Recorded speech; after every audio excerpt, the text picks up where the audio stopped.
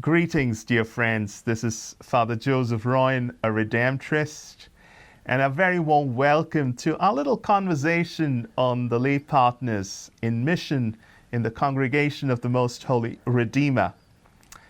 The ongoing Synod on Synodality is an invitation to listen, to dialogue, and to discern in order to establish a synodal way of being the Church through communion, participation, and mission.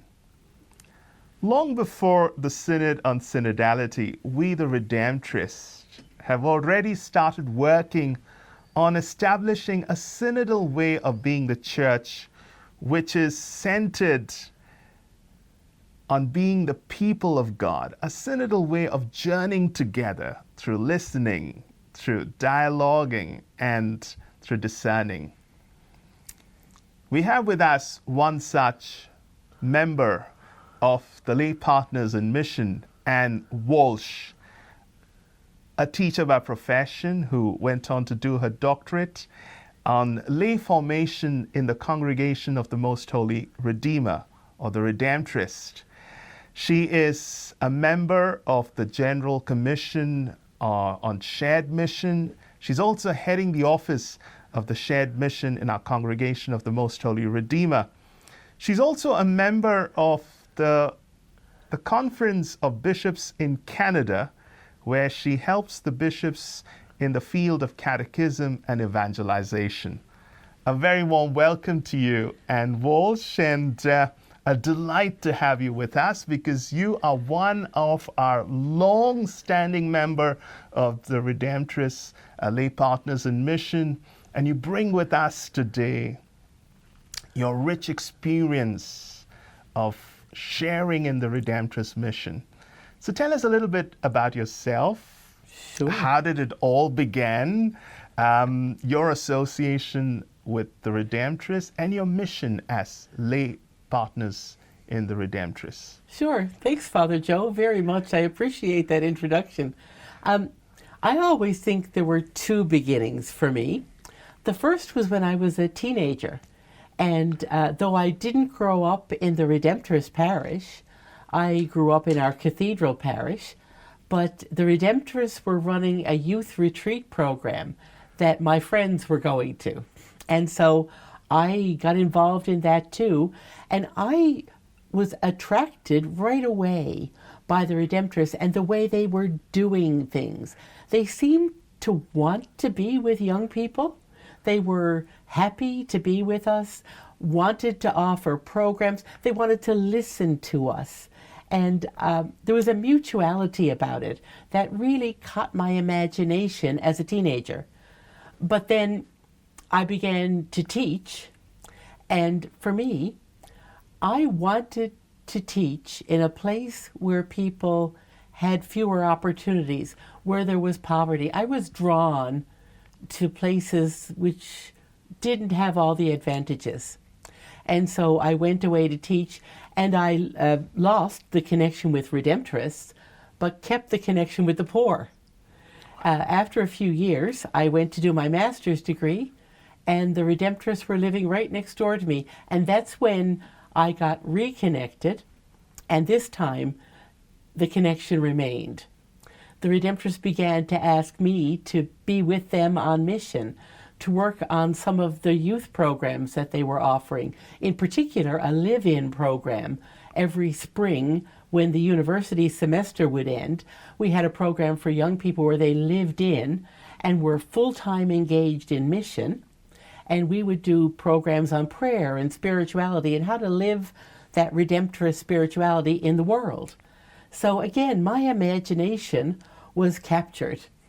And even though I went back and forth, sometimes I was working for a diocese or a school board in Newfoundland, other times I was working for Redemptorists, I was always connected and would always spend my holidays on Redemptorist mission.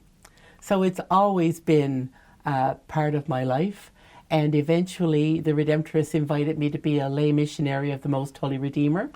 And so I've been a lay missionary of the Most Holy Redeemer since 2002.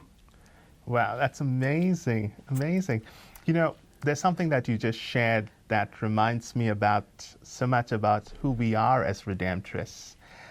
Your choice of working with the poor and the most abandoned as a teacher. On the 9th of November, 1732, our founder, St. Alphonsus, founded the Congregation of the Most Holy Redeemer. He was so moved by the Spirit when he encountered the most abandoned, the poor, the shepherds at Scala along the Amalfi coast, who were so spiritually abandoned. There were no priests to cater to them spiritually. And when he encountered these poor shepherds, he felt moved by the Spirit to found the Congregation of the Most Holy Redeemer, to bring the good news of the gospel to the most abandoned, especially the poor.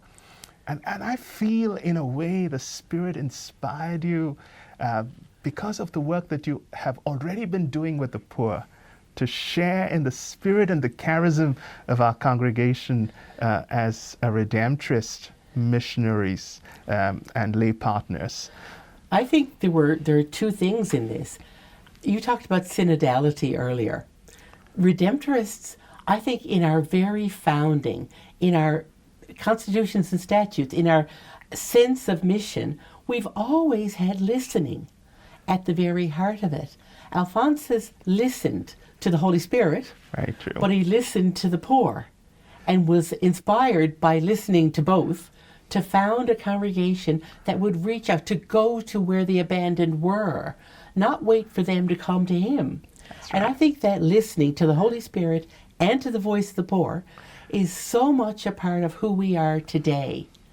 And so it makes sense to me that as you describe my call, first coming through the Holy Spirit and always having that drive to go where other people didn't really want to go, I think that there are lay people who have that same drive that Redemptorists do. The Holy Spirit gives gifts to the church. Charisms That's right. are gifts of the Holy Spirit to the church. So the Redemptorists embody that spirit of evangelization of the poor and being evangelized by the By poor. the poor. And it makes sense to me that the Holy Spirit gives the same gifts to many people in the world who we would call our lay partners. And so when we reach out now and say there are many ways to belong to this Redemptorist family, you can be a co-worker, you can be an employee, you can be a Redemptorist associate or Redemptorist laity or a lay missionary of the Most Holy Redeemer. There's a diversity of calls, but it's the Holy Spirit who's inspiring all of us in our own ways and in our own callings in life to bring that spirit, to be that spirit of evangelizing the poor and being evangelized by the poor. In that phrase that we use so often, evangelizing the poor and being evangelized by the poor, that denotes listening. At its very core, that means that we're listening to the Holy Spirit and to each other's voices to discern together how to best move forward in mission. You know, and one of the things that stands out about us Redemptorists is, like you said, not just evangelizing the poor, but being evangelized by the poor. Alphonsus took the church to where people were, and the closeness that we Redemptorists share with the people. And I think in a more tangible way, as lay partners in mission, you make that reality of being close to the people very real. I think that I often use the analogy of a body. We talk as Redemptorist family about being one missionary body. So it makes sense to me that in a way, the lay partners are the fingers of the Redemptorist family, able to go to places where the professed Redemptorists wouldn't ordinarily go. Not that they can't, but wouldn't ordinarily go into our kitchens. That's right. Into the places where people shop, into the medical offices, the workplaces, the grocery stores, the markets, where ordinarily the professed Redemptorists don't go, and to be the fingers of the community, to do the mutual piece of listening to the voice of the poor in those contexts where they live and move and have their being, and also to embody more with actions than with words the good news of plentiful redemption.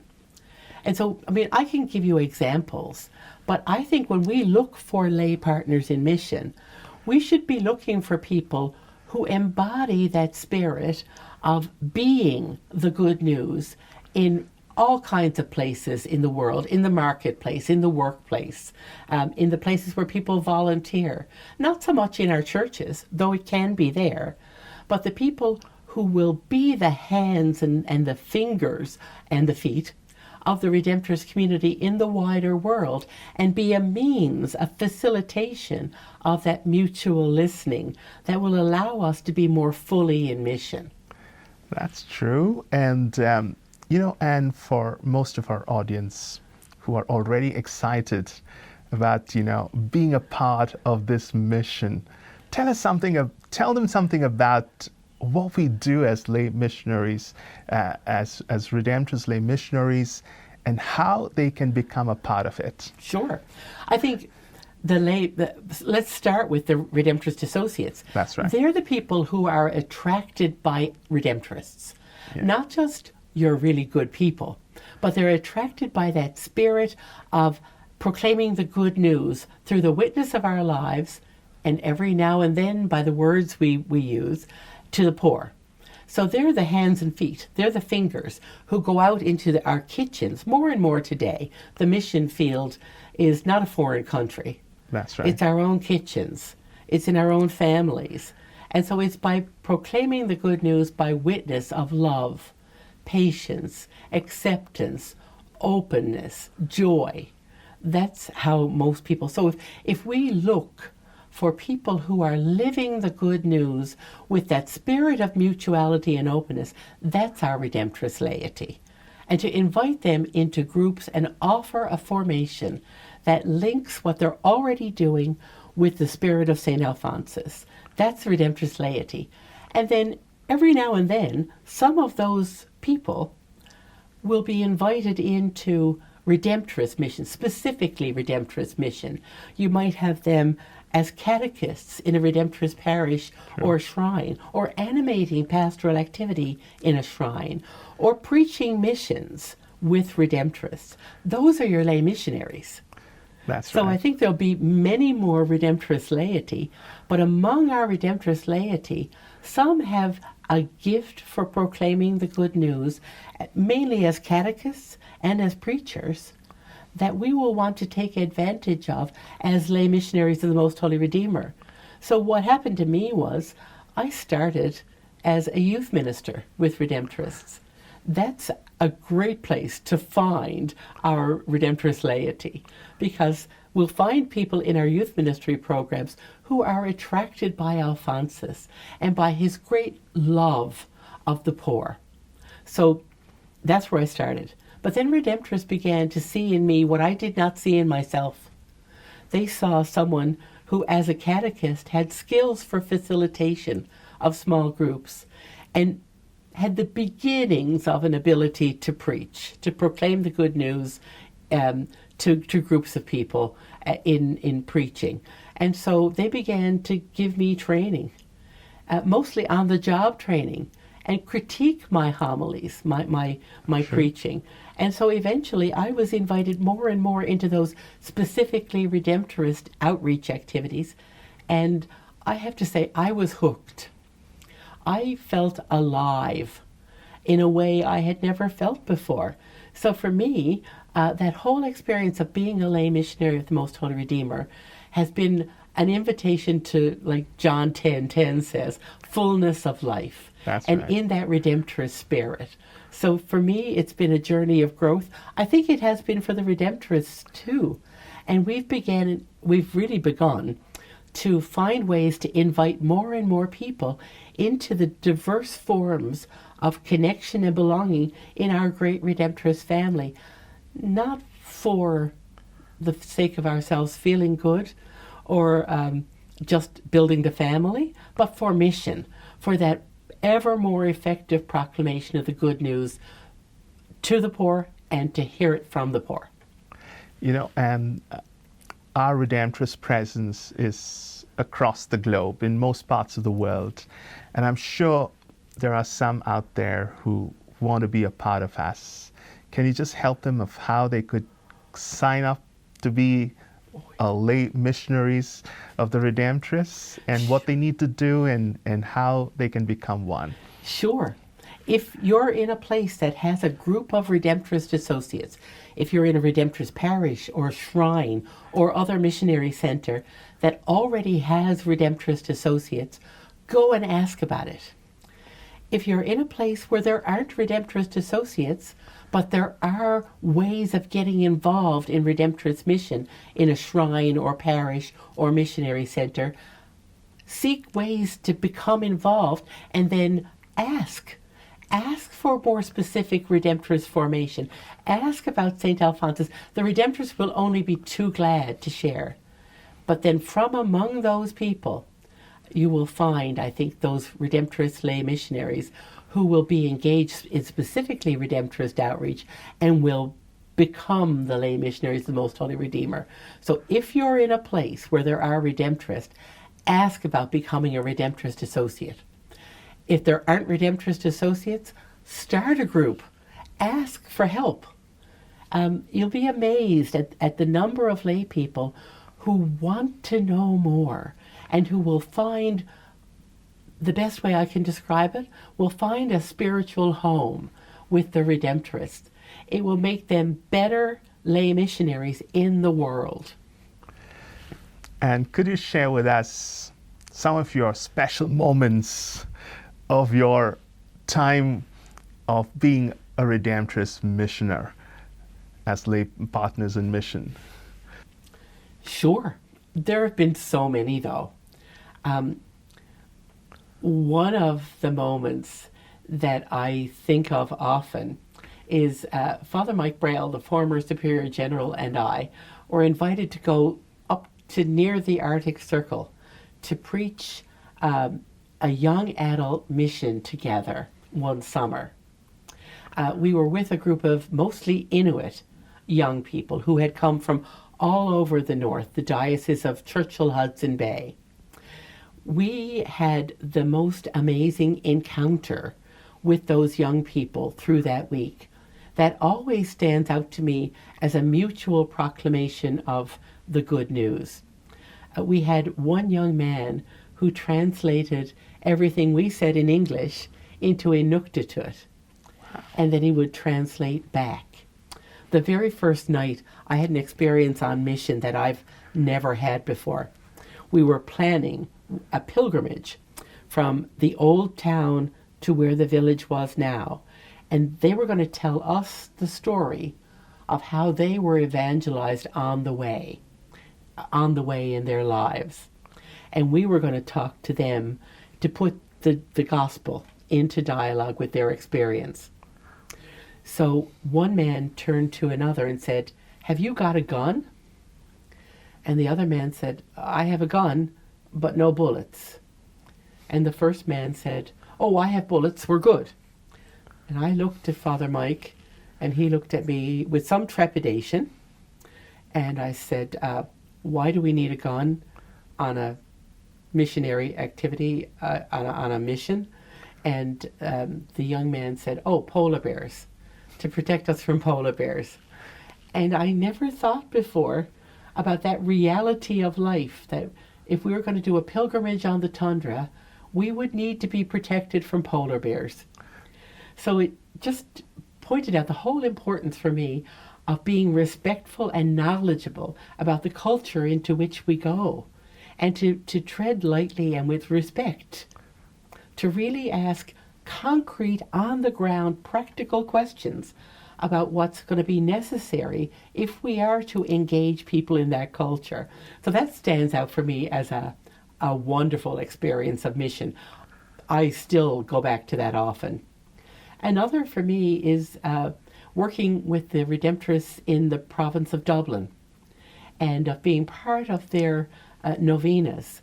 That has been a really powerful experience for me, not only of being on mission, but specifically with Redemptorists, with Redemptorist teams, in a very concrete way, proclaiming the good news with enthusiasm and using new technology and all of our best music and art and pulling together all of our gifts. So for me, the experience working with the Dublin province has been always something that I love. And when I get an invitation to go there, I always say yes in a heartbeat, because it's creative, it's Redemptorist at its very core. It's an extraordinary proclamation of the good news. So those are a couple of examples, yeah.